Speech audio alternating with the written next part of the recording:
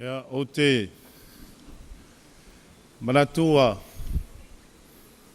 tini pao nei le uto nei tautianga. Ia te au le anganga o le whalwalo. O te tula ia le anganga o le whalwalo.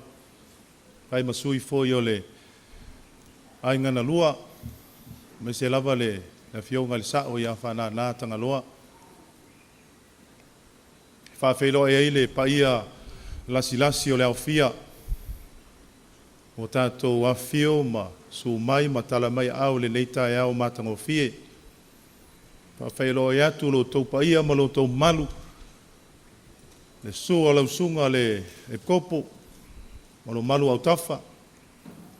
Mai se o le au paia nei whaleula. Ia o se tanai lama foi le su mai o paia wha le atunu. Ala wa fionga le li whaipule. Mai se o lo whalitua ma le malu au le ai ngari.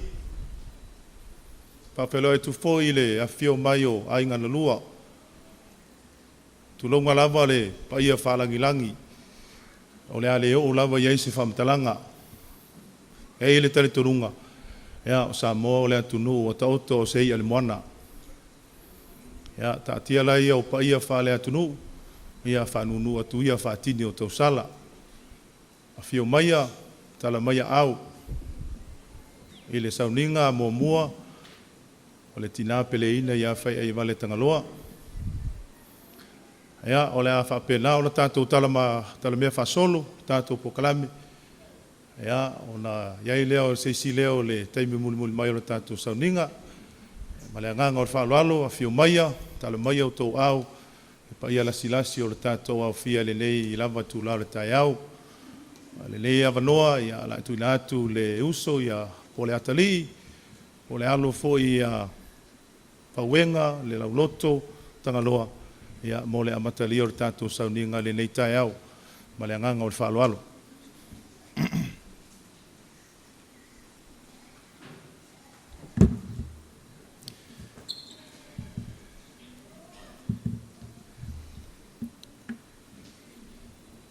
E velo leo whatau waa. E whai masuia si o mātou ainga. Si o mātou tamā. Ia whaanana. Tui whai ngā taawhanga Tagaloa. E ngata i leo. Na i usum tua whawhine.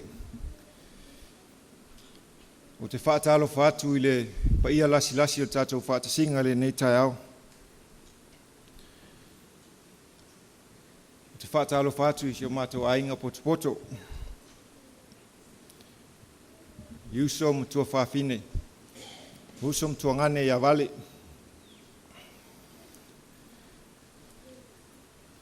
Te whaatalo whaatu foi. Ainga o si mātou tamau, mātou whaatasi ai nei. O wo pele ia vale, mai masani.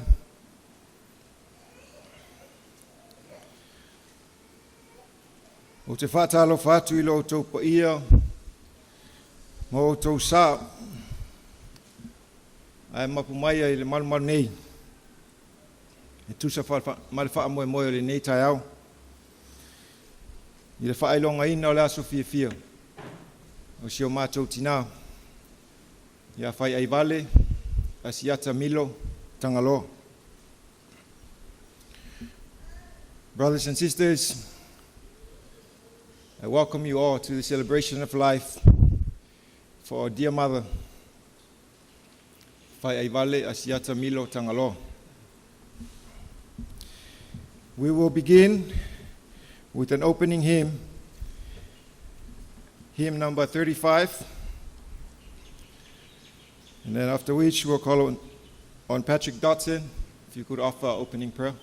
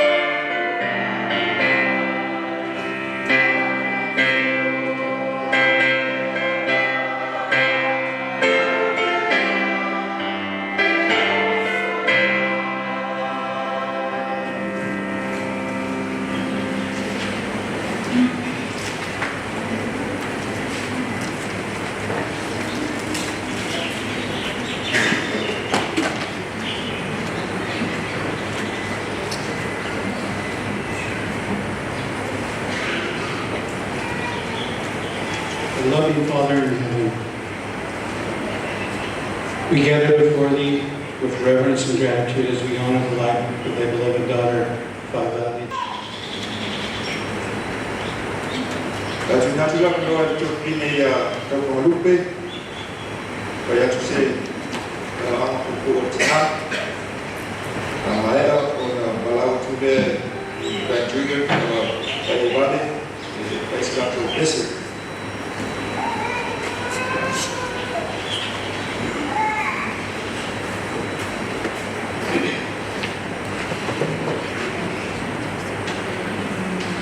O te mua e ki pataro whamo wholo pātu, e le mamano le awhia mo pātasi mai, e mona mawina le aso whiawhia, o le lotu pale aina si o matu tina. O au, o tau pamalupe si au piu, o le omi matua Faiaivale a si atamilo Tagaloa. Ma o te kia whaongale nea manoa, e talatala tuailo na soipuanga. O Faiaivale, sa soipua mai le aso spulman whao o kuso, i le tausanga e te siiwa o noono, i satupia satupaitea. O na mātua, o asia tamilo whaletoi, ma valelia ana rosa i o lualo. E lona lima o ia i le rato whanauma e to o spulman wha. Bahu tene, ono tama. Sa whaaipo po ato o ia i lo matu tamā, i le aso luas ono a perila, i le tausaka te siiwa waluono, i le ekalesia me tutisi i satupia satupaitea lava. E to aipa na whanau, e to school mo le fitu whanau alana whanau, o ana grandchildren. I lona soifua o ina, sa amata mai le private school, po le aoa tūlanga lua satupaitea. Ma awa tuai o ia i le aoa mawalunga i waipo uli. Le ana la aoa whaatasi ai maana mo te mpisa amatanga. Sa luai sa maua o ia i mai o tino. Sa le whaumai na haia na o oa. Ma toi fo i mai ai whaawa o siliana i satupaitea. Sa umana o manoforo e tausilo na ainga. O ina foi. Sa la petau ia i mani tamao le ainga. A whaia o wana o tamao le ainga i wisiliana. I le fasku lima o na tausanga. Sa ia fatui na i se matatia. Po se fatita inga mawae mo i mato. O le mana o e alu, masu e lona wanua. Ile a o whaia o e toi a o ngai. Sa mawala na diploma. Ele i muta i nalo na taumwhai. Sa toi whaanga watu i lana tikeri. Po le Bachelor of Education, ile a so fitu a perila. Ua afis ko fitu sa whamai e ngai. Ina ua mai ala na onga. Sa amata ngalue loa i a onga whaleata. Paleta College, mai tausanga i wafis futo. Se ia whamai e ina i tausanga i wafil wa tasi, ina ua mai oi, maua oi ai mai o tino. E mana tua pēr no mātou te ngā i o na Faiaivale filima, e le i manatu whaapito i lono whaatinonga. O se pia au maia, upo al poto Solomona, e whaai uai o na talaanga i whaapea. O le whapine ata mai, e ati na e lona ainga. A o le whapine palea, na te talepe lona ainga. O lima lava o Faiaivale, na ati na e ai i mātou, o lona ainga, ia malatamane. O te whaia nei tala ara, i le swafa Yesu Keriso. Amen.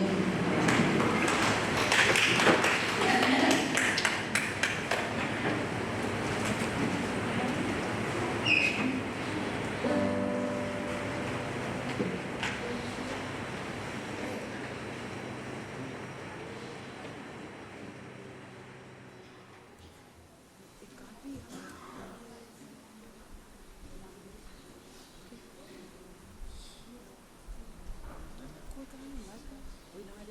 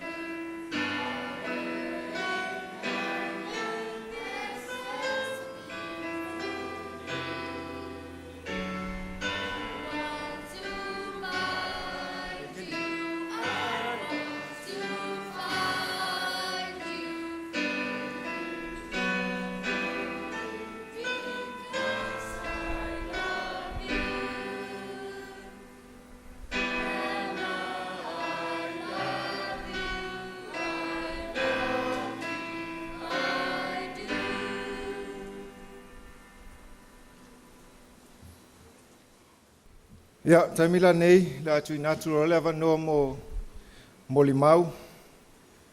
Whanau Faiavale. E mua tu inaturo le avanoa i whanau Vale, ona so atu lea mani mo limau, ma ele ainga o usom, tuangane Faiavale.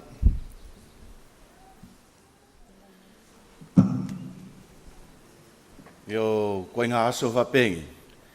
Ke mangkua I pesio mako kinga.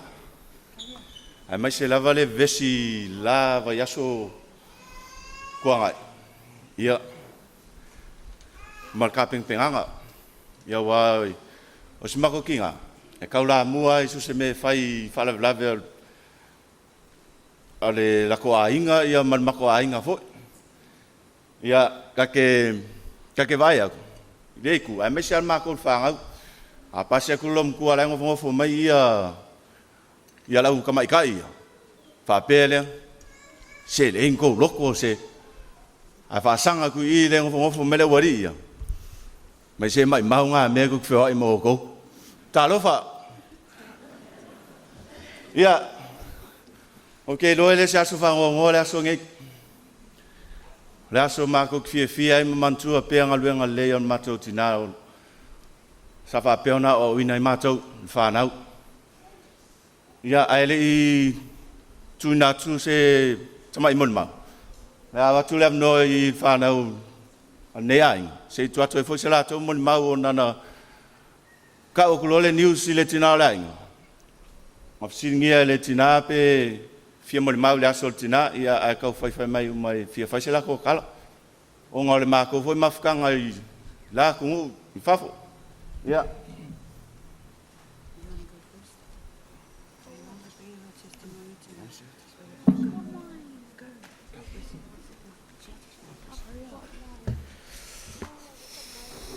Today I stand here to honor my dear Nana. My name is Precious Tagaloa, and I'm going to talk about the incredible person she was. To start, I'm grateful for everything she's done for us, like looking after my dad while he was younger and making food for me and my brothers after school. I'm grateful for her supporting me during my footy games and for taking care of us even while she was sick. This goes to show that life's greatest blessing is family.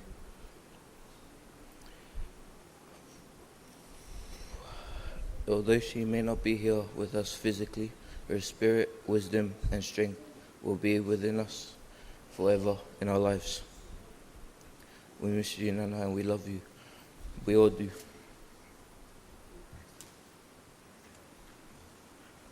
Good morning, everyone. My name is Paxton, and I'll come up here to say a speech about my daycare Nana up in heaven.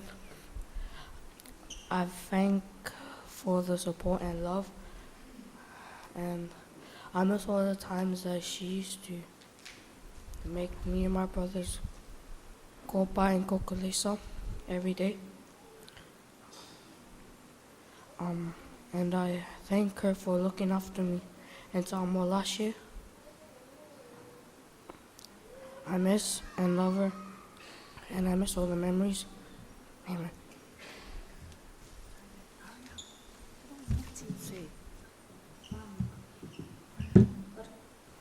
Good morning, everybody. Today I'm doing a testimony about my Nana that passed away because of sickness. By the way, my name is Phoenix. So my Nana taught me how to do many stuff in 2024. Like first, she taught me my tea timetables and my fall timetables. Second, she taught me to believe in myself. Third, she taught me to be kind, respectful, and behave. Fourth, thank you so much for raising my dad. Fifth, you will always look after my dad when he was younger. Seventh,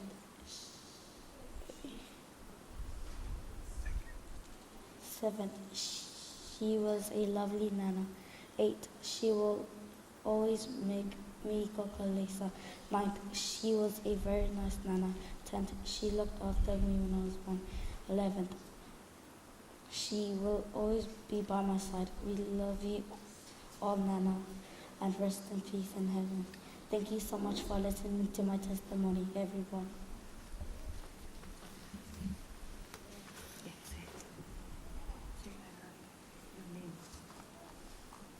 Hey guys, my name is from Tagaloa and Samoa. I love Nana. I love you so much. Then, now bye.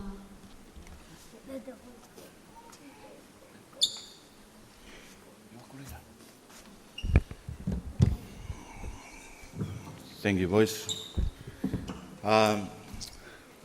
Firstly, I'd like to thank each and every one of you guys for being here today to honor and celebrate the life of our dear mum. I know losing her feels like losing a part of myself. But in this moment, I choose to speak not only through the pain, but through the strength she gave me. Because that's what she would want, for us to be strong, to stay united, and to carry on with the same love and courage she showed us every day. Mom taught us strength to overcome fear, resilience to never give up, and a heart to be filled with love. She was more than just a mother. She was my best friend, my mentor, and my idol. We shared so many memories, so many moments, especially those long night conversations filled with laughter, stories, and especially as sharing her incredible wisdom. We could talk for hours, and I cherished every second of it. That time together taught me more about life than any book or any lesson ever could. Mum's dream was simple, but powerful. Before she left, she wanted to see her family settle, all her children to be successful. Unfortunately, she left us early. She wanted to watch her grandchildren grow up surrounded by love and opportunity. And even while battling cancer like a true champion, she never stopped fighting for that dream. Her strength was quiet but fierce. Her spirit unbreakable. She was the kind of person who always puts others first. I'm sure her family witnessed that and knows that very much. A woman of beauty, inside and out, who would do anything to lift someone's spirit. One of my favorite thing about her is she always loves to dance. Not just for herself, but to cheer up the people around her. No matter how hard life got, she always seemed to find joy, and she gave joy. That's who she was. She believed in unity, in family, and in the strength we draw from each other. Mom, I want you to know I heard you. We heard you. We saw you. We felt everything you gave us. and we will carry your dreams and your legacy forward. We will honor your strength by living with our own.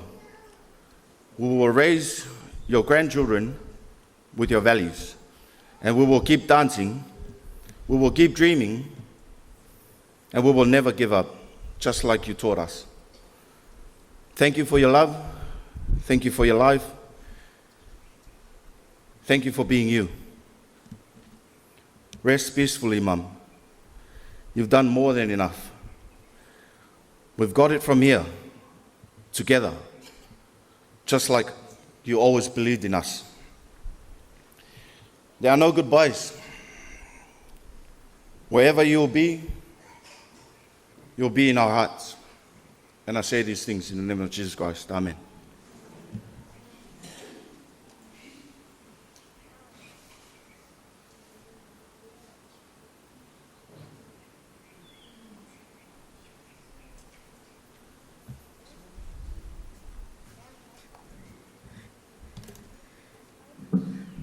Ia, a o mon mawina le mama ftanga malutina.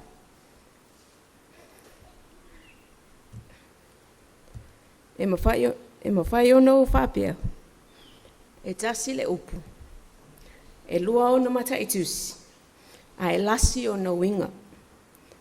Mao le na upu. Oa. Whaperitania rich. O Faiaivale. E oa i manatu. O Faiaivale, e oa i langona. O Faiaivale, e oa i lana whaatinonga. O Faiaivale foi, e oa i lona alofa. O ia oa, na ia whaia e ona whaiva whaatina. Mata pena whaafafine tō anga i mātou, e na ia mātou manuia. O le amisia lo mātou tina. Ona o ia sa whaima whala se ma mio solia i titono le mātou a inga. Whawhetai sa e a pelpeleina i mātou, o lau whanau, o whanau o uso, ma o tuangani. O umala umoni mau. Au tele ino foi lalo, e na o tustusia sa solo, o au sa awhiawhinga mo si o tina. E whapea la solo. E oso a ele la mango toi foi lona i tūlangi. Ai angi maile savili wha au solangona. Ma ua a matai o na o tangi. Ina ua o wino i le ipu e sili o na o ona. Saluai o e Faiaivale, ua e sola. E le aise oa o laulangi e mawhai o na Iesuia. Loa lofa wha maoni ua mafua ai o na o manuia. Sa e o si taulanga mga pātia mo wau ili tele o tausanga. Ua o sei, ua o titi, ma o pale ai i lo o langa. Faiaivale o oe o lau penina. E te whinau, toa lo loto i lau tausinga. O lea so, o te whawhetai, o te whia whainoa atu lo wanganga whawhetai. Ona o le whaavae sa e tā pena, talu ona o whanau mai. E ui o le amo watu o whōlinga au le lei le vaai. Ai o le a ola pea au ngā luenga, sa e ati nae matau mawhai ai. Mo e ia oe ma le file mu. Tauta iae, o le a le ngalo oe si o tina anga malu. Whawhitai mo lu apnoa.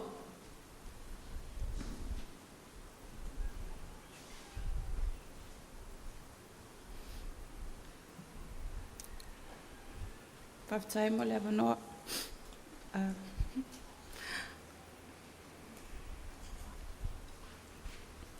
Wa oe lona fitu le whanaunga. Ma wa oe e pele. Sa le planning ai whai so mon mau. Pau koe mga kua se tina e toa lava. So I challenge myself to come up. Because I want to be like her.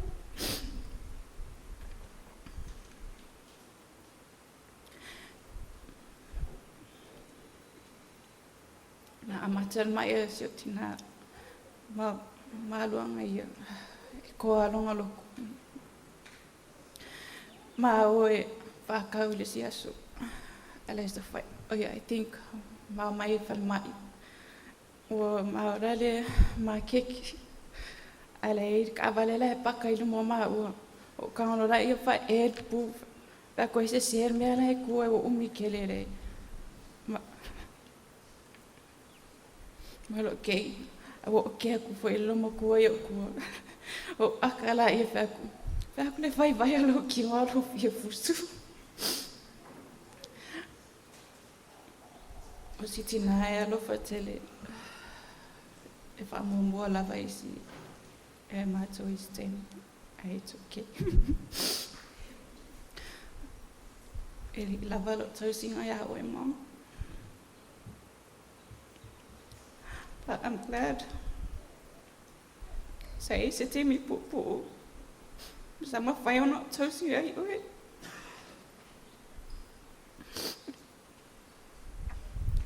it breaks my heart that Josie won't have any memory of her.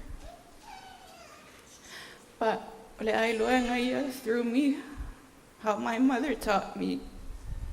And that's how I plan to keep her memories alive and her legacy that she has left behind. With time, mole au vai mai mosi o matutina. Telo fatele mo oto ai mai se sio tina ai pepelo tama yes I'm so amen. Ja, o taimilare nei ratu I nātu rawa no ai siblings o Faiaivale e whainto mon mau pa mon mole e lava tai 2 minute e sarkani umi wha mori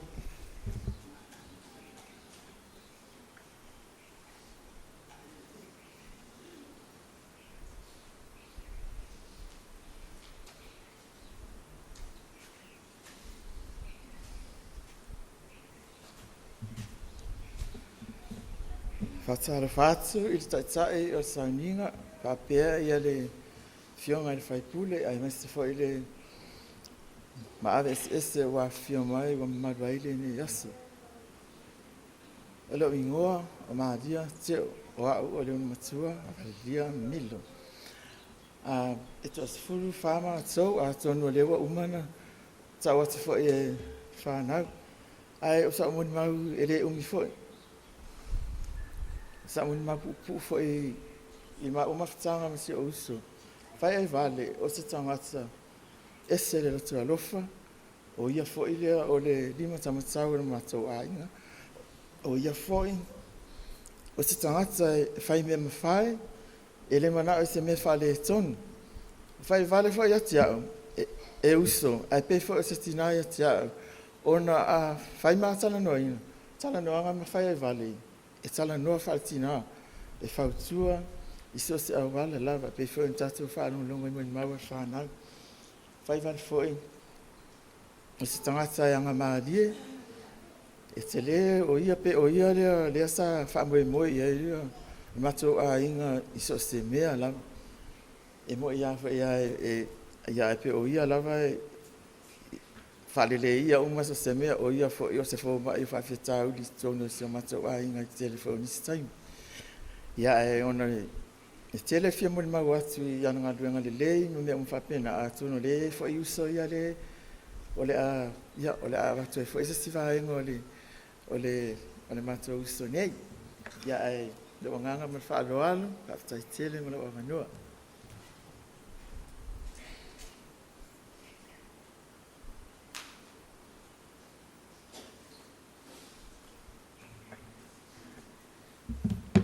Ia, o te tūlai me le anganga lotu mau lalo. Mai se o le awa tele, so tui nailo o tau pa ia malo o tau manu. Tui na tuai fo se sa afia finga po ni langona. I le maftanga ma le uso. Ia, o Faiaivale, po le afionga le malasi, po le afionga tui tamanga, po le whalatua le sao, hanana. Faiaivale o se whamanianga I tono se matawainga. O se tangata o whamanuaina. So lava se waenga. O ia o se tina talenia. E te le waenga mātou te whaingoaina e sio mātou uso. Pien ta ua le uso mua atu. E le ngata o se uso. A o se tina. O se fōma. O se leo. O se whaia onga. O mea uma. Whata mau ainga ina i le uso. E le ngata lona alo whai. Ina na whanau, ma whanau ana whanau. E o ia mātou, ma mātou whanau. E pei lava whai, pei mātou whanau, ma mātou taitolua. Whanau o Faiaivale. A o al taime o te ai e o te. A o taime ta alo ai e ta alo. O Faiaivale foi, e whai mātou manga o mātou taitolua. O mātou te whai foi si mātou whamau lunga I mātou taitolua. Ai, e su e lava mātou taitolua. Mai sa loko lua. E su e lava loko lua kai me vilia koe ki ngā ia Faiaivale. Ia ngā lulo la ia le averke fungi se poku whai mai lo li poki. Ok, loa, o whai ko alua kalam Faiaivale whai. E mai le ai ala e whai ama ua kala. Ai, ok, loa, pe kolu aso. Ai, vilia Faiaivale whai aku o ke ngiangoa. Me au e whai whapea loko lua. Ia, o me o winga ia e whanganu a kaha ia le uso. Ia ua, mo le ise se suru whai e ngai kamaloloa. Ia ai ke lo ai ka le fam kala I upunga venga le ale uso. Vale. Ke lo ai e kai me lunga la lo ele se ainga a koko. Ai o mama fkanga me se uso. Ele se kai me fai o kali se upu. Oh, okay, lo. O ia, bo o kusi makua ai. O ia o whai makinga, kongo se mako a inga. Ma whai fo inga koa mako loko. Pea iai Faiaivale. Ia ai, a kongo re a kam whai pea. E wha au au ngalwenga leia le uso. Ia ai, ka male a inga, ia, maua pele hanga no kele. Ka kongo le akol fa kanga o mo ku mai ke ka ko ia ka ko ke lo ai la wala ang ka ko foi e fa kasi me ka mar line ia ke ka kong foi um kai fia ma ko ma ku wa ko foi ya kula pele la ko fa kasi ia look forward se kai me la fa pe ma ko fa kasi me le uso ia me se foi o e pele mama e wa ku ngai ko le veli ia o ke fa ele ngai mo ma le nga lo ko ma lalo ke lo fa kele se kako whakasinga. I sua whaiskeriso. Amen.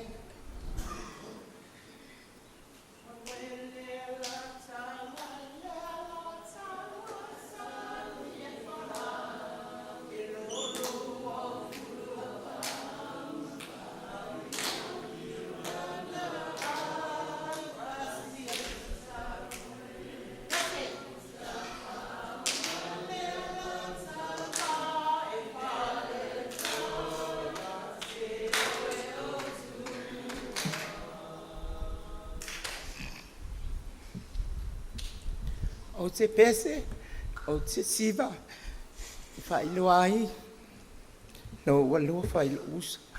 O te whatu lo fo I lau tu, I sa o tau tala. Sa o no fo I lalo, se whiu e tamu whai wha malo si lo loto. Nea lea na leo na o pese. Ai o te whiu tamu whai o te pese a ve ese leo. Ne vai o lo loto.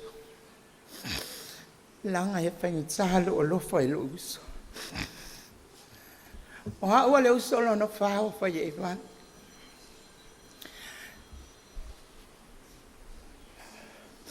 O hau fo I o se uso e mawhana whana leile mama futahanga mo e ewa.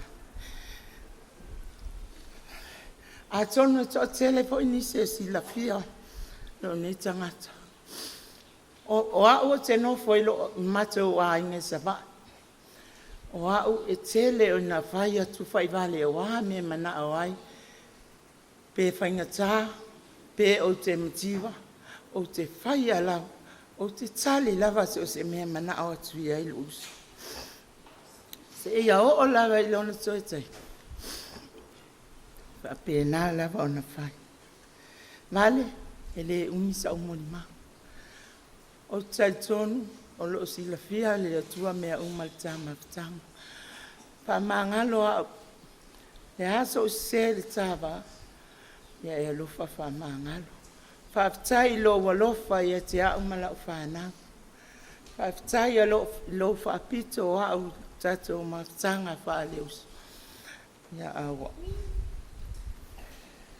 Sila fia lava mea Pau lava la utalo, ia maua so no foanga lani. Fa avanoa ina ele atua se no foanga. Ia awalo taimi o mumuri. Ia awa foi te pole mai ia ta fanga. Ia ole nawa e alu. Ia aulo fa pea lava ona mato mafuta mta fanga. Ia awa foi te pole atonu ole wa malie lau ave wichia. Ia aulea ole ala fo mai. Ia se yo tau mawhai foi se yo an. Ia se moli mau pupu le nā. Ia manu ia tele lava le tatou saunina. Aftai.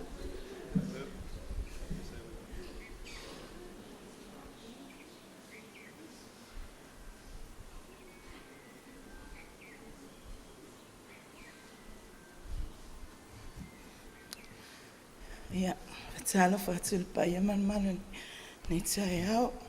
So for man malo is grace. Atalo fatul ia toto. Ia, o ro sit. Eu sou lá titi. O Faiaivale. O ne wi fo eu mato fo não. O se. A Sofia fez esse moni mau. Esse eu sou. Ia. Ia Faiaivale. Ina o mani un mato tina. Ia o ia la vasa peo. O le mato tina. E mau te whatina o mai ai mea uma. O ia foi o le vainga ai mea uma i tono mato ainga. O ia foi e mato te whesili ai mea uma mato te mana o mea i tono mato ainga. E oi ia mato te olua mato whanau. Ia e te le foi le sao o nei tangata o te ilo o mato uma lavono sa mona tuangane. E ni ai se sire i au ngai. Nei tangata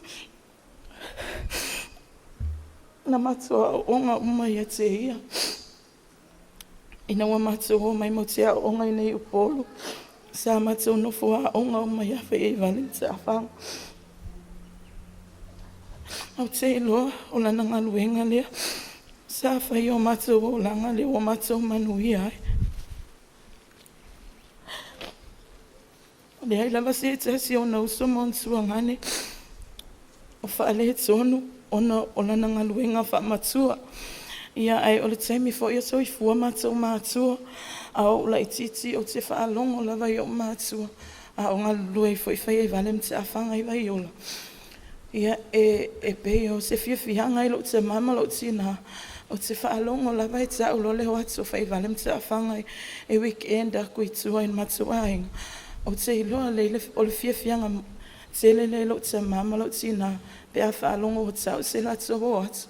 Ona e whai o mai Faiaivale ma te awhanga mea o mai mana oi o matua matua. Ina o mawaila o matua matua toi o matua o lo whawau pe ia na nangalue. E whai o mai ia mea mana na oi na i o na usu mona tuangane ma matua whanau. O le hafo mea te mana o mia e le te tai o na fo ilo na alofa o stangata e loto alofa. O stangata fo e tele ia.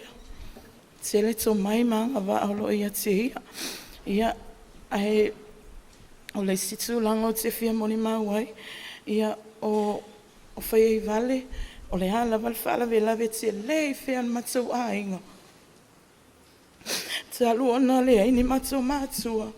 Po le alfa lave matu ia. e lei mai mako antes mai mako uncles mo te whai mea whaatasi pe sao. Ai o tangata lea. Ai lava la ua ma te awhanga I matou whalawelawe whai. Ua atoa uma mea uma. A matou wa ai fo ia Faiaivale I matou whalawelawe. E pole alele atoa matou sawhanga. E latua Faiaivale e kawa umainga ia wa me e whale tonu male atoa I matou tapenanga. E wha atoa umai reuso. Ia o ia se tangata e whaola tonga I matou ahinga. Wa me ele ngafatau lima e matou. O na uso montuangane. Ia e whale lei uma e Faiaivale. O tangata fu e manao I mea sili. Ele ngata I mea lelei. Ai o mea lelei sili. Ele manao I se mea e nao na lelei. Ai o mea lelei sili. So, o te loele o te whalongo melo uso. I tata o tala I e whai. Ai o sine sona tāua. Mo tātou olo tātou whiola e me se fwoi whanau. Ia tō maua pere loto lofa. O tau tina ia. Awa fwoi le avia le tu malo fwoi o le uso. Ia ma mea fwoi e la alo ia tangata ia. Ilona ainga ia e manatua mai mato. Whapeo o te whaalongo fo ia a misa te awhanga. Ma Faiaivale, o le upa leo te whaalongo ia Faiaivale. E le sili fo o e malau whanau. Nei lo o uso, malau ainga. Which is o se mele, e le mana i le ta whaalongo. Ai o ina ta te lo I lona loto. O lona loto I mahatou la wona o so montuangan. Ia, o te loa. O Faiaivale fo e te tusa o matangata uma. Tusa o matangata uma. I matou uma la wona o so montuangan. E te tusa o malona lofa. Ia matou uma matou whanau. Ia, ai, o te loa o lea o le te maua. Se uso peo ia. Vale. You were the best sister any sibling could ever ask for. You were the best mother any child could ever ask for. You were the best daughter any parent could ever ask for. And I missed you so much. Miss you falling out lele. Ola wa mi o lele. Ma o fata ita inga lele. Ia ole amatu tama vai. E wha wau pea. Au ngaluenga lele. E pe ona e whai e sono so tatou a inga. Ia o tere loa.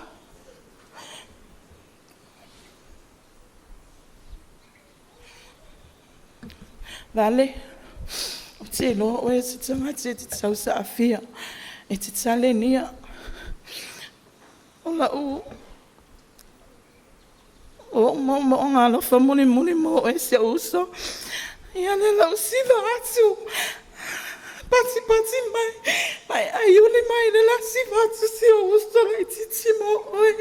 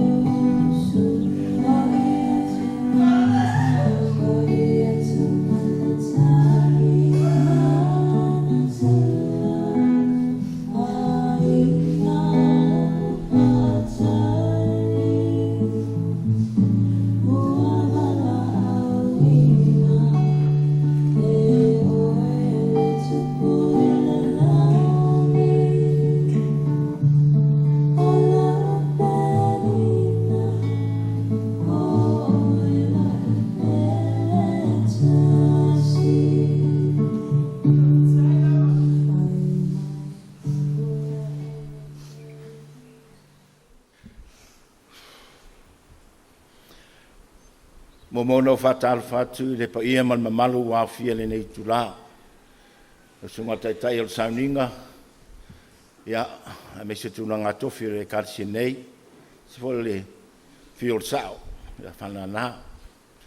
Ainga na lua, me se whanau. Whanau. Tatou monu mawina le sauninga fia o le tina ia Faiaivale. Lau tafi se lafi fio pe sao lo noa. Ma ule au sui faipule o le tumalo sat paitea. Mo le 15 tausanga nei. O te miuma e o te tula i faisi mo le mau. O te tasi ua toi se o le tumalo. O te whaingatala, it gets harder and harder every time for me to do a testimony. Emotionally, psychologically, because I know I am doing a testimony for one of the pillars of my district that has been called by God. He or she will not be there anymore, that I can lean on, that I can counsel from. And today is no different. Faiaivale, o te whatu saina le tala fo lea o le ie sa moa mamai. E le tau whafuluina. E le tau watu tala wa i loa umam sida fia. Ia toi ngā tangata ai Faiaivale. Le ua whaafonga, whaalongolongo, i mori mau. O se tangata e toa le loto. Na maa whainga ruenga ma Faiaivale le whainga pālota le ntea. O ina o te tonu ai i mori mau i ua whai. Nea ua tātou whaangolongo i ai. O te le i loa se ngase o Faiaivale. O te taimi lea na avea ia ma whailau tusi i nei a pia. Very articulate person, very composed, very organized. Al watu Faiaivale mana tusi leia e alu whailana ngaluenga. Wa uma le lei o na vai le lei e Faiaivale. Tangata sat pa itea le te tau na watu e palota. O le lola, wa uma na tusi ma highlight uma.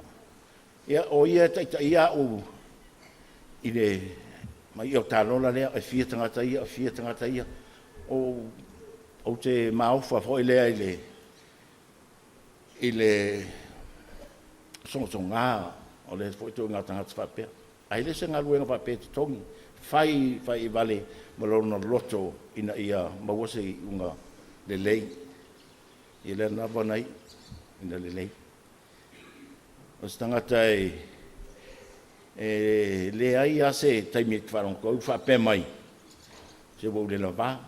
Taimi uma, po le ala mara taimi o le pō, vidi atu. Le a, ma le ala me le tamu whai lau tafi. Ia, po le ala ta le lava i whiat, tamu whai lava e whai me le whai tuai Faiaivale. Ia leo whalongolongo atu, i whapena whai whai ngosiona ainga. Le manau se me whale tonu. Ia tu maule le leo mea uma, sosoani. Help without looking for a reward. Toi ngā tangata na i Faiaivale. Ia. Faiaivale. O le amisia oe le tātou nu. O le amisia oe. I whainga palota le la sau nei. Wana tu ulava. Po le alava. Tati o wata ue whainga uparoka. Nanga oe o le best. You're the best. E te taita ia, e te whātong tonu, e sa oao. Tina le tele o tau sanga o whaipule, o le mea whai mai Faiaivale, o le mea no tau whai. Nanga o te loa, tangata e whai na whatununga ma whai na tala ma le anganga ma mā. Le anganga ina ia manuia le nu, manuia le tu malo, manuia ainga. Le alavala tau tilo iai, tau sila iai. Ia, i le tō ngā tangata i Faiaivale. Tātou ainga na lua, alo, whanau, tamaya Tagaloa. A moni tātou alofa ia Faiaivale. Tātou whataitai, ia o onga, leiena, whai mai Faiaivale. Tātou whataitai, ma whai. Let us follow what she taught us and practice how she lived. A tātou whaia mena, so I fua pēr le tina I te tono tātou ainga. So I fua pēr I te tono le tu malo, so I fua pēr I te tono le nu, sa te whia. Ele o walu la Faiaivale, e ola pēr. She will live in us if we continue the good deeds that she told us and she taught us. She will live in each one of the grandchildren and children and family. She will live in us forever. Maro whaalol tene.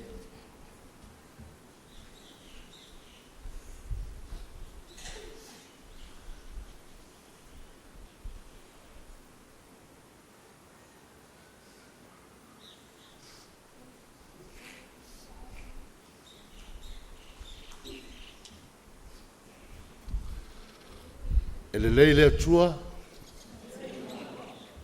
e ko gele masangi le kua.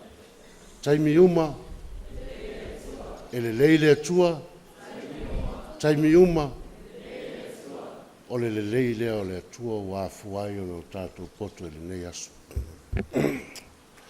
Sa o manatu ai tala whaawatiu le maafutanga.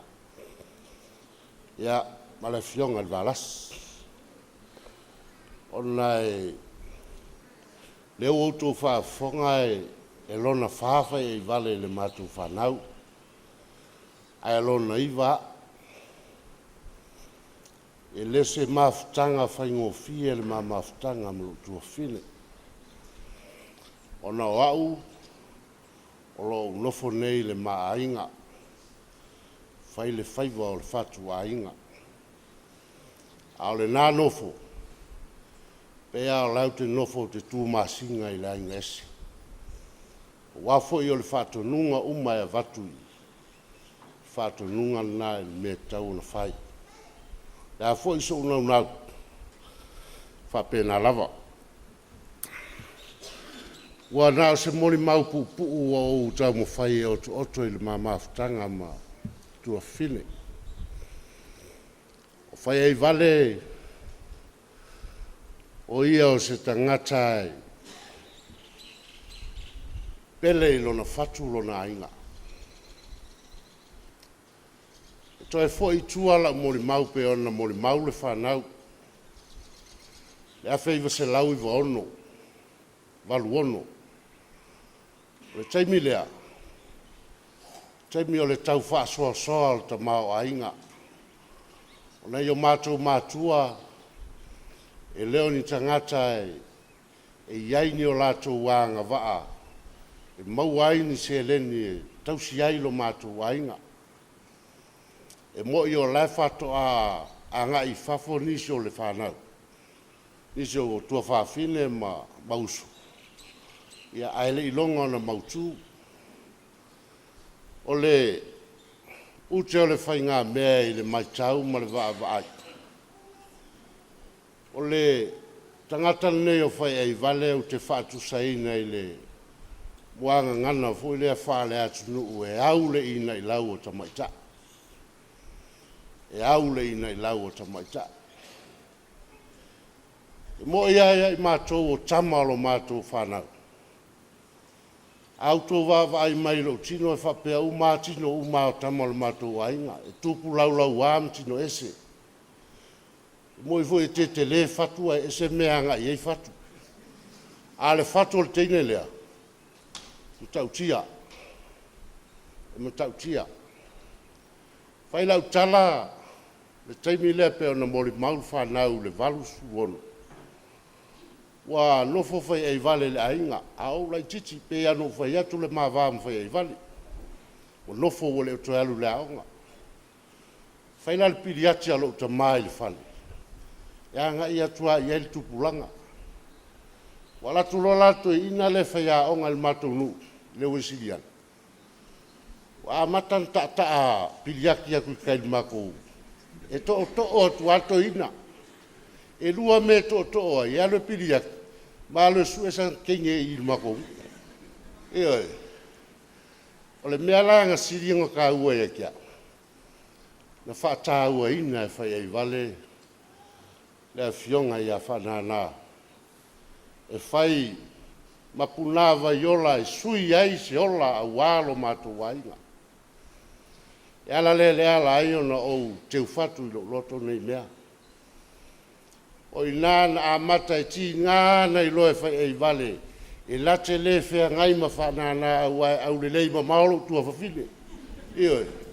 I leo se tangata a whatao to oto voi upo sa la whai o le au tuala au wali ia. I le fea ngai ma teini o le taulanga. Ai nā Samoa asio tua whawhine o no le anganga. Ina ia manuia ma whaea ina le ai. Taimi nei la i le mātou wai. Ia le au tō whaafonga i moli mau au so ma. Mātou fo e o tua ngani. O le loto o le whaafitai. E upu moni a ia i lau so ulangona whaatama i taimini. Tā lofa ua ma vai atu. Tā losia i le whanau. U se stoa, tūla i se stoa. Ai mafuli a puou ngā luenga sa whai e le Faiaivale. O le a le onga o whaalawe whai tua i no mātou wainga. Le taimi ato ai taunu ai Faiaivale. Taimi nā ua tālu te ita te ewa. E alua ia e lana ta avale whai mai whaatau sau ia whai Paul Kalame nao na ua luatu wae. Whai upu ma mea umalawa. Au te iloa eso o ele vae ngare. Aliso. Langona nao le loto le aso le nei ma tatu mafutanga. Ia. Faiaivale. Ia sauia o ele tua whawhine i na alu. I le whaingofia le tā mafutanga o le tele o taimi e te whtali atu. Tali atu ai lo sa e ai lo tuangane. Watu lo le fia bea o te whaia i au whai unga whai. Ia. Malia whenoa lo whenangalo. A whaina sala ia wala so leo i le tā mafutanga. Wha mangalo mai si o tuangane. Au lau talo i le atua. Tā pena i le atua so no fuana i. No whali i ua umana i tā pena i na walo tātou wala. Manuia lau malanga. Manuia foi le tāpua inga al tātou. E kā le sia, ai maise foi a inga ngalua o tātou whātisia i le asol nei. Pāwhitai tele lo tō titi whaitama. Le lava e maua lo tō tau ao mai o vale alofa o wala tō mawhitanga. Pa ngā lea, mai maua e peano salafa i le tātou te whailo a iai. E le nganga, le ai le tūla fua ia lo tō malu e le tua. Sau se taimi, ono tātou tō e whailo a i lea. Ai wha manu yanga o le tua, le yaso mar wha moe moe. Ia awa le lotu fia o le tua whine ia Faiaivale. Aluia tō engal tātou waso whaaftai. Ia e whamalulua tu tātou whatasinga nei tai au. A whapeo tō tele nisi o fia whai lātou molmau. Ia molmau ane a oi lesi tangata ngai o au tawha. Ai tu inatu rawa noa ne se lua. Mo sesi e fia whaisan molmau i wo vale o loa siasi mai. Ia on tātou whangasolo leo tātou pokalama. Ta o toi e whamaene o tai le loto le pa ia ma le mamalu a o fia le ni tai au. Pe o iei se whamatalanga pele ai. I le lava se tasi e tō e se pe whaupopo se iota. Ai o le ala o lo tūla i le ni tai au. Ia, i le leile moto le pāua i loa. O lo ingoa o koroseta pe te o te sau mai whangawhau au lele i sa lenga i sa waa.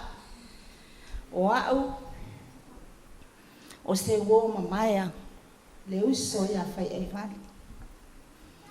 Faiaivale ma tele ma sani.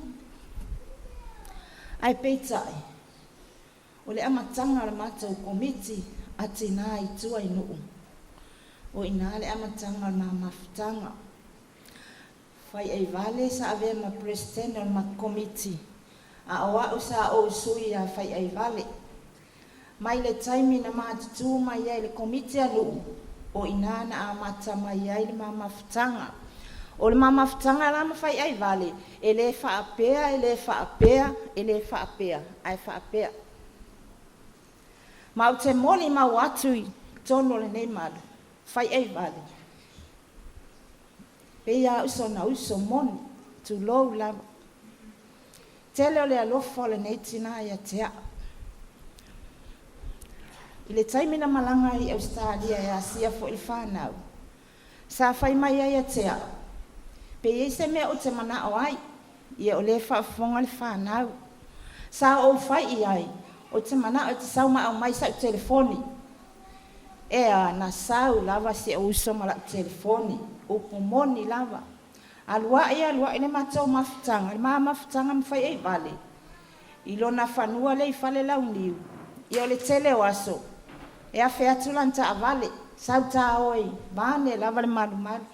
Sauta oi asilo whanua ma. Tau mai au koko. Na maa ole a maa mai. Whai le whaapau ngā koko. Se i longa lava e uma. To amo moli au e Faiaivale lo whale. O winga ia lo matua. E le ma whai ona o whaangaloina i lo uloto ma lo fatu. Se tasi foi o aso. Sa o mana o mia i se visosoani. Ia o le whaafonga le tamaa. Manise o alo tama itai o Faiaivale. Sa o mana o mia se visosoani i tau se eleni. A o le tupe foi no mana o ai. E le la ititi. E a no walu watu ia Faiaivale. E le itali a ina i se o uso ia Faiaivale lo ua atu sa talia ma le fia fia. O winga ia o se awo.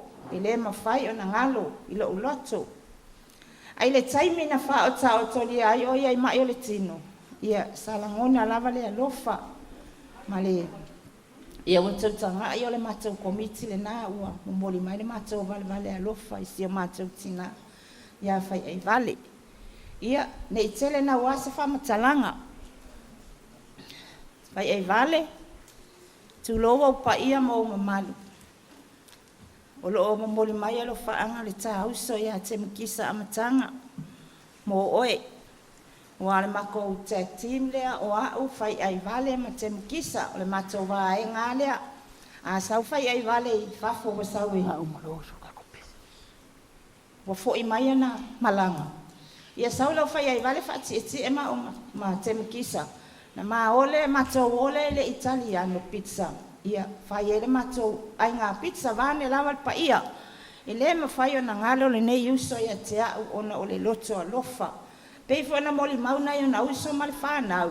O se tina ia lofa, e loto a lofa, e tutusa umatangata ia te ia. Ia, se i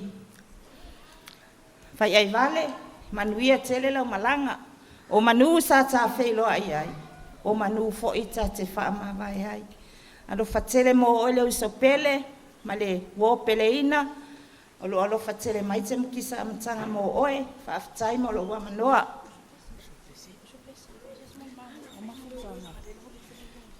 O mafutanga, nei elelei. E fia ua whai mala ei. O ainga e ola i le tala lelei. E ai o aso e leanga. E tinga umai o anganga. O ofu umai.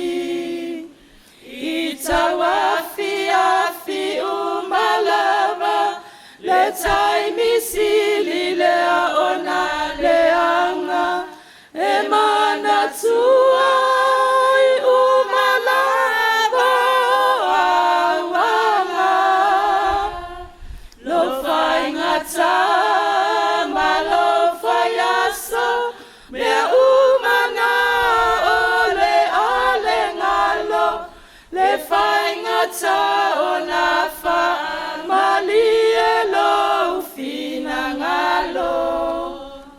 Tangata uma ua tutu o lo i mata ua le matu. Tangi a wefa a upeta i masusu. Le itula o le toeba ai, le pa i atu malo fusi mai. Fata faso ngita si e malanga e se ai. Tangata ua tutu, o lo i mata ua le matu. Tangi a wefa a upetangi masusu. Le itula o le toeba ai, le pa i atu malo fusi mai. Fata faso ngita si e malanga e se ai. Fata faso ngita si e malanga e se ai. Ia manuia malanga Faiaivale. So fast.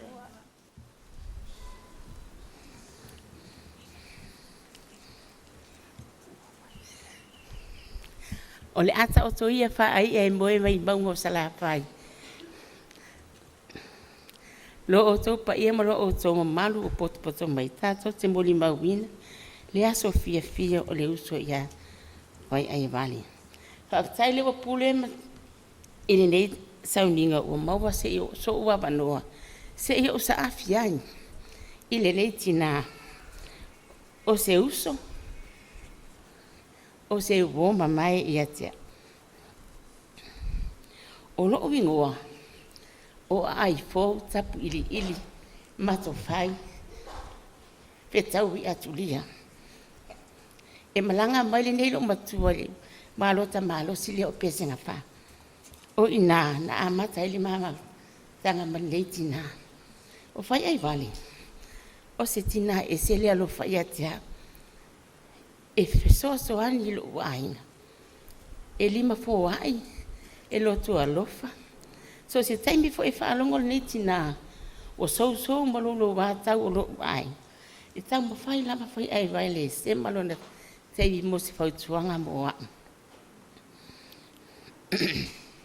Ta alofa le nei tina, ina o whaalongo o mai.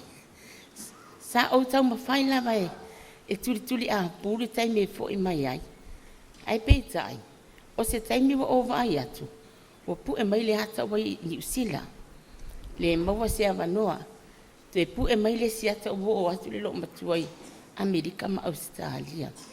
Sa au nofo mo umawha mwhapea, o fea se taimi o le a au wheloa i atu ai, i se uso a o se ua mamai lo uloto le neitina. Talwa i neia, ma felo inga Faiaivale no o maua le tala. Wai fale lau ni, wai nu Faiaivale. Sa o ta pene alo mo o sauloa asi. Ile masina na umatune ile aso maliu. Na o tau no mai. O moe. Sa fa alongo lo Faiaivale i lo uleo.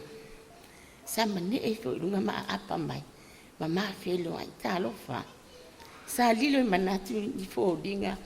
Maniona langona pa pele. Sa o fa longo fa pela na tala. Amu ia lava oi. O va ia tu e sau. O e malosi a o haunde. Ua mai. Talo fai si usu. O la o voma mai. O Faiaivale. E e ona winga masani. O te masani li leia ia. E fo te me tonga e pe malo lo si la tene. Ia te poto fo e fai fo e atua o fengi. Fa ata ma fa te ai lo naita. So se taimi lava mateo ai maneti na ni fainga mia. E fa longa tu lo Faiaivale o i lunga sia anos. Ta te e fa pea. Va ai se lo matua yo fa to lo mo fa fo wa le fa. Va fa pea na winga. O te masani e tele ai te ia. Ai o le rei tina, ti ngano fai mea atu iai. E se ale alo fai atia. Ai sili ni alo fai ai vale. I lo to o lua mala ufana. O asa sa umalawa. O te ai ale nei tina e la e o fufo wa fai ai vale ia so sa Tu o lolo tu le sia so sa. O sa vali lo u le lima mo fai atu. Mana yo la e. Pemai, mena le nga lo le usta i lo to o lua. O mene u te fai da. Fai uma e ta whanga mi te mana e wai. Lo le Tagaloa. O te usita i a te a oe. E ala nele fai lo to o lua se me te mana oe. Na lo silongu tu waso. E te whaalunga tā foi. E le ngalo e tau le neitina. E se le alo fai e te amolo whainga Faiaivale. Sau ina e alu. Aluia oe le uo ma i maupe ana te le se avanoa. O ta fia sa afi lava se ia polo waso fia. Se i tala fulu o tatou langona. A tatou ngai o inga, a tatou fufuanga. Tatou i unga leo sa fai. Ai sauia oe ina alu le uo. Awe te popole mai i toi ina. Vai talia o lero te la tambai ile. Ele se meto te tau o mai e fo o toi i sa vai i toi ina o leo te i. Ai afo. Il mai fela ingam Faiaivale na o mala somebody. Sa fai mai la natale e te a. Alu toi sau tambo moe fatu. Awe te poli. O te sau se taimi la tambai tambo moe. O la tulo le fale o fai atu la whanau.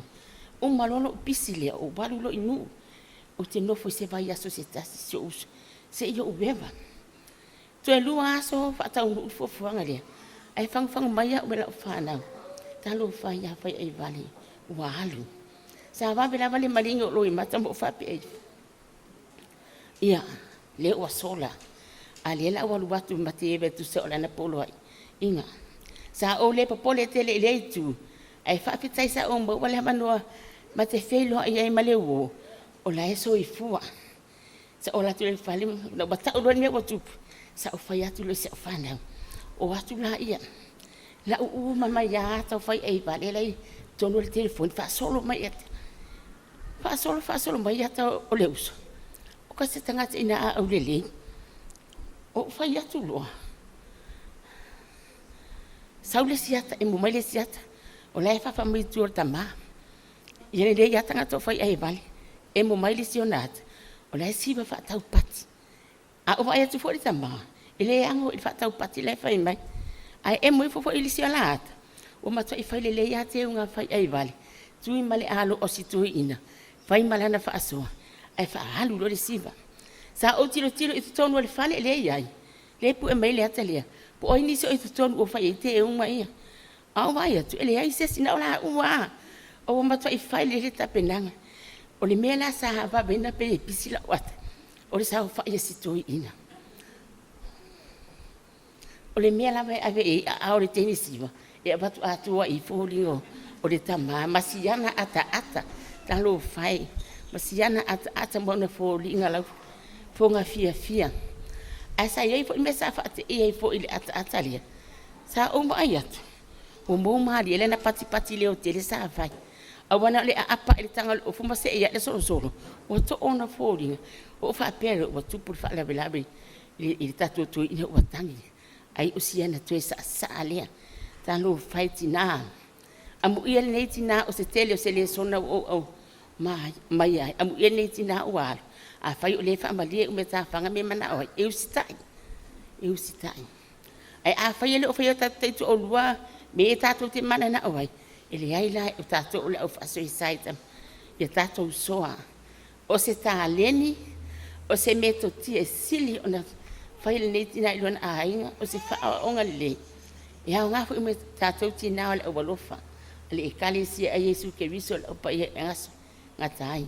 A wā e ele taime si uwai tama a e uru tātou le ai tātou. Wo le mele Faiaivale a le a whanua ia tama.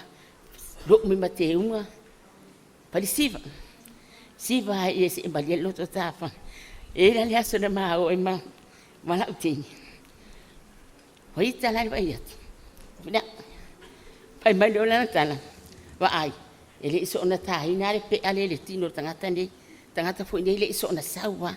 tangata e poto le ngutu, tangata ula vale, tangata e tino le lei, tu watu imale le lei o lima, mea umale na le na pipi i mea tino le, o le mea na le ti atama ua lofai, o misia si uso. Ia vale sau na e anu, le ai anu lau malanga le tu e fo e mai, awa te pole mai atama, i le tau o mai fua lau tama i ta ila le mamau i pasama, o mai pasi o ina lo pune la ta vale o sau, mai sua mo sa mo al tu ina, ia talila na sua ia matu poka poka o wale fale a o va ai mai ile sa ali nei tangata o losit e lo lele uma e bo e uso fai ai vale wa amatu boi o le tu boi naite talo fa le tale ne le uso e sili ona au le fai ai vale ia na si wana tanga ese e mimita ai lo talo fai ai vale sa na e an ta fia sa afila va se ia polo va sofia fia e pangalea e whainga tahi pu umsa alo taimi. Ai o lo moholi me lo fa anga o se ofana. O lo fa mai ni sa Douglas. Mo o ele tina. Alo fa mai tali ilangi le vai o a opo. Pensen, fe tau i atu lia iat. O ele tina. Mary Nets mlan fa andau. Irene, Roy Brown mai. Ya pani o lo moholi me lo fa anga. Kisi atu mo oi. Manuela umalanga. O te alofa te le ati o ele uo. Suafo Yesu Kristo. Amen.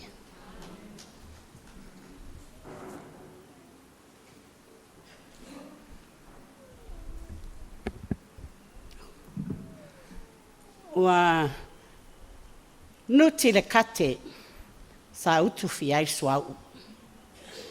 Wa ngau fo ile mea tabili na ile vai eli. Wa paule la au.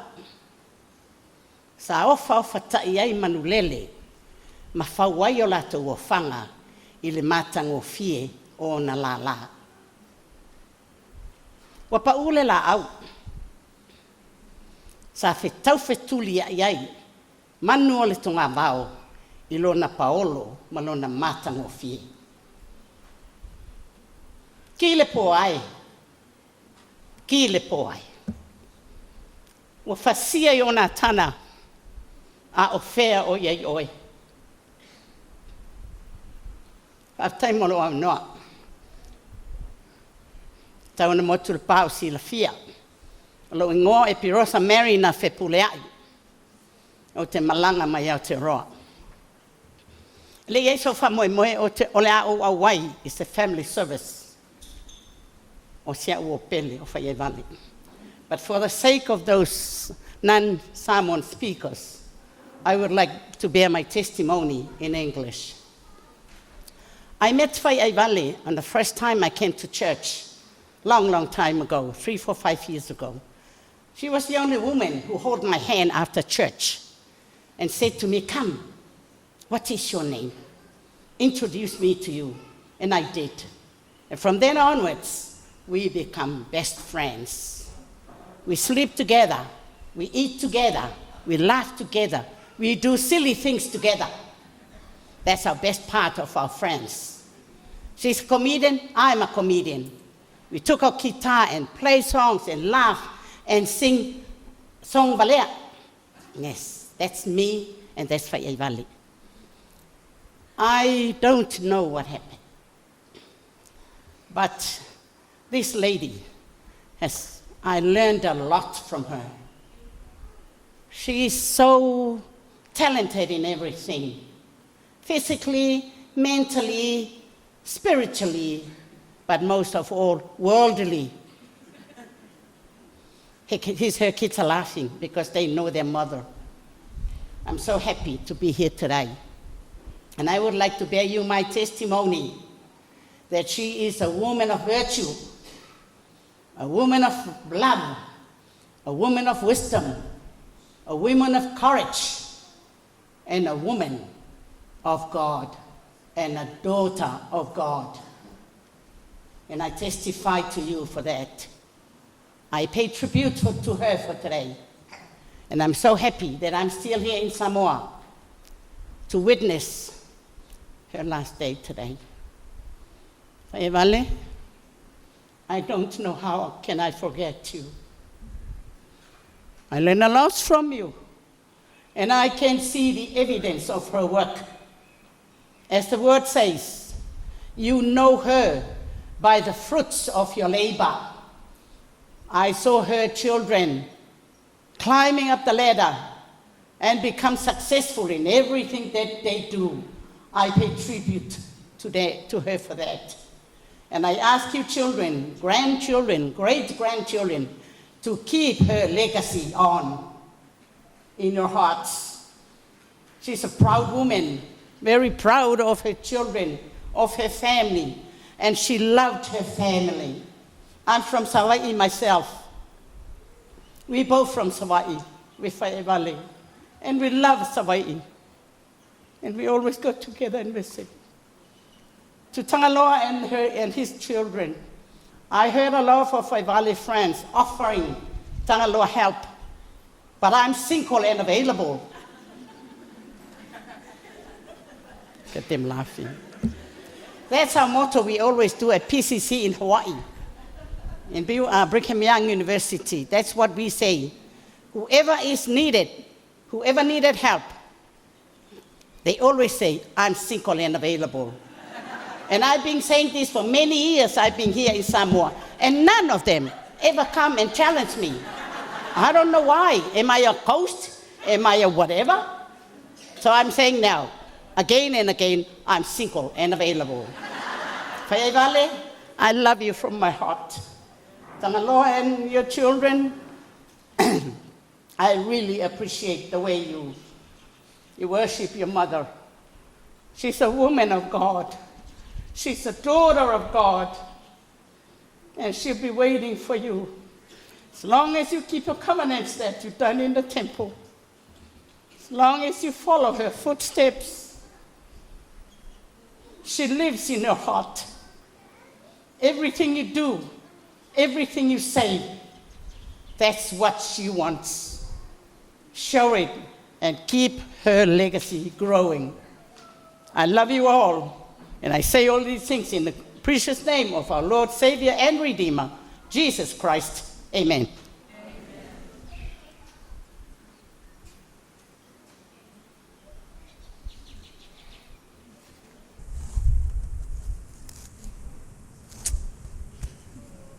Ia o te tula ai malo alo le tula.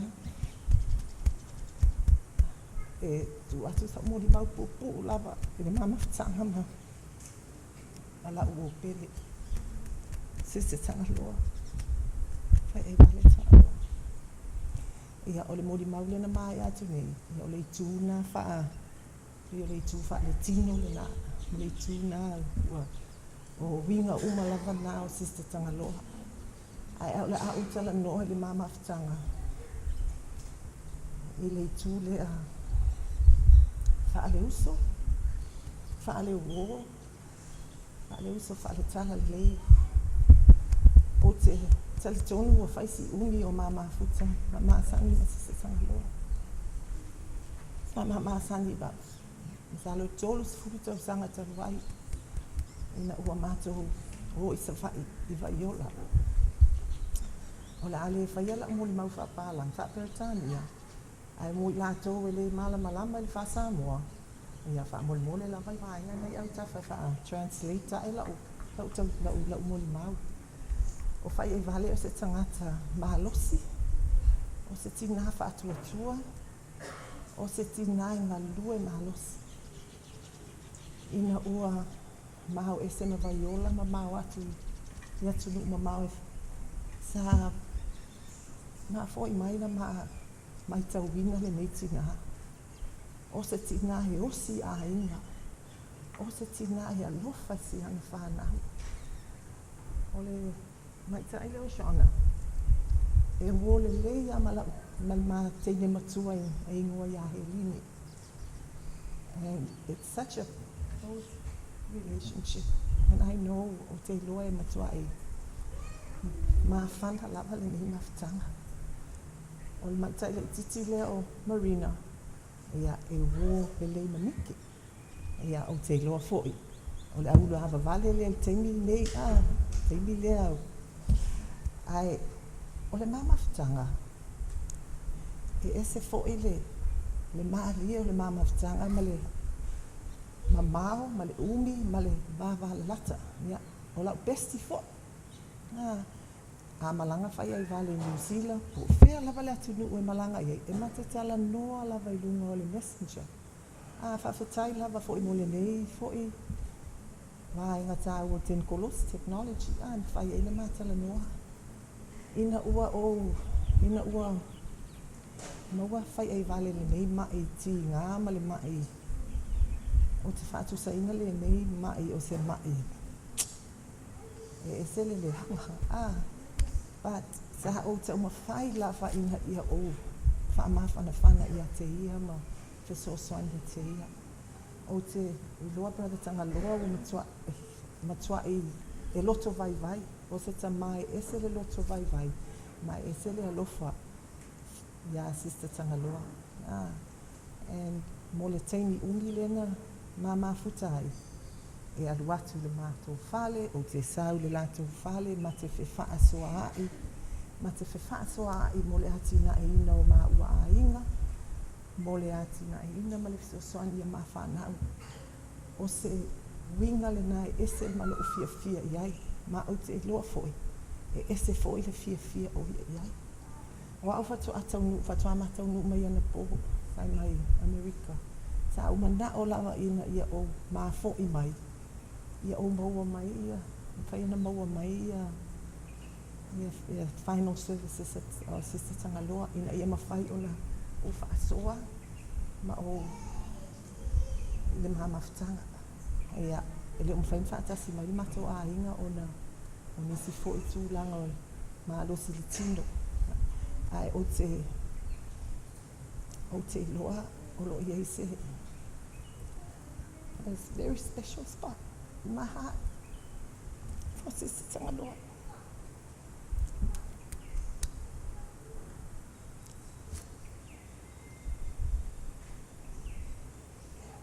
Brother Brother Tagaloa. Thank you for taking good care of her. Tagaloa, umatua ia lu Faiaivale male malia na nota. Ia na nota te oto. Te loa la o misia. La o misia la pa oia. Ele mama ftanga. Au te whaftai le tala le e Yesu Kristo. O a was tanga te liliu mai le tala le. I'm forever grateful for the gospel. Grateful for the plan of salvation. The atoning sacrifice that Jesus Christ provided for us that gives us hope. We will be together in the next life. Ina ua ti ngā hina lava si te Tagaloa si au asisi me le whanima sa au whai atu ia te ia. Sa mai te au. Oka, te whainga tahale ne ia. Sa au te uma whai atu lava iai. Think positively. Think of o la e alu atu I si tu o la e whea ai o mātua. Malo a hinga. Brother Tagaloa is in good hands. I know Shauna will take very good care of her. But I'm so grateful. I'm so grateful for the opportunity that I had to know her, to love her. I know Jesus is the Christ. And I know He loves us. Our Heavenly Father loves each and every one of us. And that's the peace that we feel at this time. That's the hope and the peace that we feel. And I'm grateful. Moni mau e moni le tala le e. E moni e alofa le tamaha o langi ma le li whaholo Yesu Kristo i tātou umala ma nong mea rau. Ma o le ama whai o na tātou toi whātasi. Si te Tagaloa, te au whai tātou te whātua tua. Tātou tausi e tātou whenga. Te alofa te rei ati o te maha. Hana, to alofa mai fo laki. Te whai e ni mui mau. Swafo Yesu Kristo. Amen.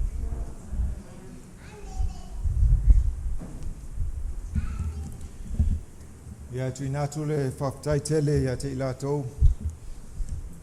Yusum tōngane ia vale. Ngā tai leo o pele ia te ia. O le mo mau matango fie. O le a whaiuina le nei sauninga i le pese lo maua le tūlau walu sulu ma le iwa. Our closing hymn is found on page 89, hymn number 89, and we'll have Orr Brown to give our closing prayer.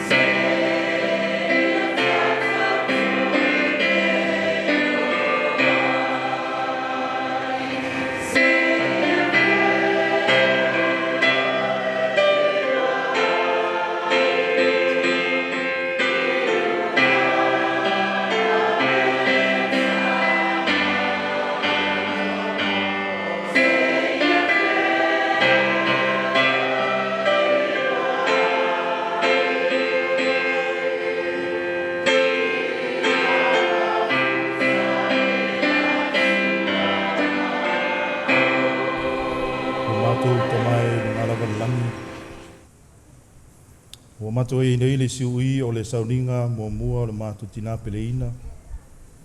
O mato whaftai tamai lo anganga sa whapena o na e foina mai teitoroina mai mato nei. Mato whanolongo mo mato whafonga foi. Inisi whapena o na moni mawina. Ngaluenga mata leni o le mato tina. O mato whaftai tamai o le anganga sa whapena o mato langona ina le pai mai o au whaola mo lo whaamawhanwhananga ia te mātou. Ni mawhai pēo na mātou manatua ina pēa na ngaruenga. Sa whapea nao na ti mata i o mātou nei o se whanau, o se ainga o se nuu, ai mai se o mai e māsani. Mātou whaftaita mai lau tala lei, whai e pēo na au ino mātou tangata ina ia whātup tele ino lo mātou whātuatua ia te oe ma lau tauranga tongi ola. Mātou talo ta mā o mātou e le si ui o le nei sauninga amata, Iai pēa lau wanganga e whamanuia te tōtasi a te mātou o mātou taitai whale au paia. Mātou taitai whale atunu, ai meise o mātou taitai whale nu. Ma o mai māsani iai pēa lau wanganga e whatasi mai a te mātou. Mua au, muli au lau fio i tō sauninga fōi o le tinau le nei aso, ia whapea nao le ei lau puipuinga ma lau tausinga i a te mātou ma lau wanga le lei. Nei asau mauli o mātou fofuanga o le nei aso. Steimi o luma, mun mai ta mau la ma pe nau ma to tang fia me ai fatino ia ilo nganga fa mo te ma fa manuia fa pa ia le nei tau ma fa nei ma fa no mau so ma to fa siringa malos nei fa ia ti ma to ma to tapenga ino ma to tino sa ninga o toi o tina le nei aso pa mangalo ma to se mo ma to fa le tunta ma lo lava so fa Yesu Kristo amen. Ya, o te talitono o leo wa te ailangi ma sila mai moa ma whaafonga fo i le paia le tātou au fia i le sauninga amata o le tina peleina. Ya, ai te au le ngangor whaalwalo mo le malu le tātou au fia. Ya, o lo ua saunia i le ainga nei ngalua, me se fo i le malu le au paia se vai malu e tātou te malolo iai mo sina 30 minute. 30 minute afa los fulu pa molmole le paia le aufia ia ono tātou wangai masu atu matalatu au i le tātou faleloto lo iluma fale ia awato e sauninga le sunga le kopo mese le malu le paia ia ona famaia e leo tātou upo le neiaso ia le talatu lea ma le nganga o whaloalo kai tele lava le fio mai.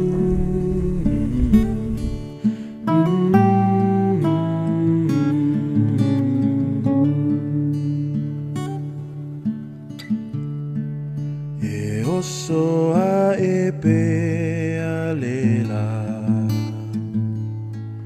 sulungia tu ai o folinga a o fau fau tu atu ile alofa pe moni e la utau tonga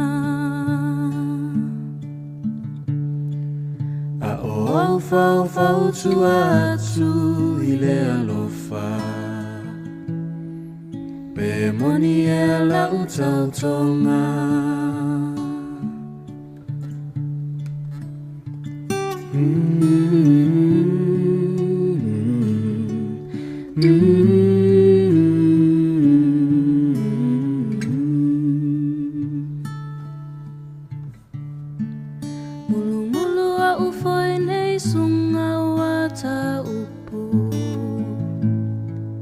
Manatua ile lata ua moa lulu o se filisa la fi mai tino ile pongisa o mavaya ile alofa o se filisa la fi mai tino ile pongisa vai ai le alofa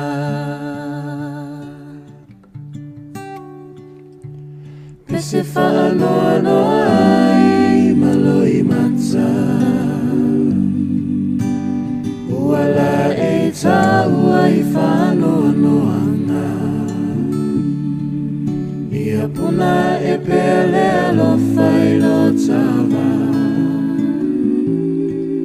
mafusia e tau